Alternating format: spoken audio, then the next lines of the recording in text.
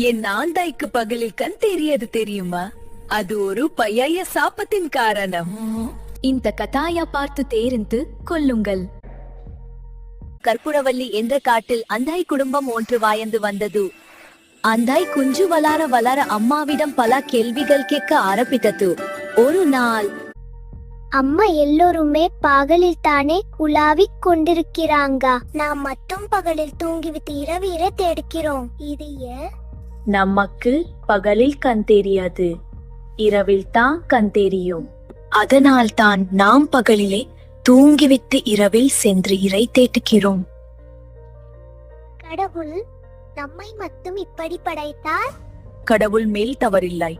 முன்னொரு காலத்தில் நம்முடைய முன்னோர்களில் ஒருவர் செய்த தவறைத்தான் நாம் இன்றும் அனுபவித்துக் கொண்டிருக்கிறோம். அப்படி என்ன தவறு செய்தார்?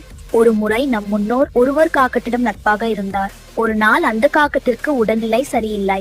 அதனால் காட்டில் டாக்டர் ஆக இருந்த குயில் டாக்டரிடம் காக்காவிற்கு வைத்தியம் படுத்து குணமாகிவிட்டது. அதன் பிறகு டாக்டருக்கு ஃபீஸ் கொடுக்கணும் இல்லையா? ஆனால் இவர்கள் எங்களிடம் பணம் இல்லை என்று சொல்லிவிட்டு ஓடி வந்து விட்டனர். அதன் பிறகு இவர்கள் இருவரையும் பார்க்கும் போதெல்லாம் பணம் கேட்க ஆரம்பித்தது குயில் டாக்டர். குயில் டாக்டருக்கு பயந்து நம்முடைய பாட்டனரான ஆந்தையார் பகலில் தலை கட்டமல் நன்றாக தூங்கிவிட்டு இரவில் எதுந்து வெளியே செல்வார். இப்படியே இருந்ததால் குயில் டாக்டரால் ஆந்தியாரை கண்டுபிடிக்க முடியவில்லை. நம்முடைய இனத்தார் பகலில் தூங்கி தூங்கியே நமக்கு பகலில் கண் தெரியாமல் போய்விட்டது. அம்மா, பிராரி ஏமாற்றுவதால் ஏற்படும் கஷ்டம் காலம் காலமாக பலராய் பாட்டிப்பதை புரிந்து கொண்டேன்.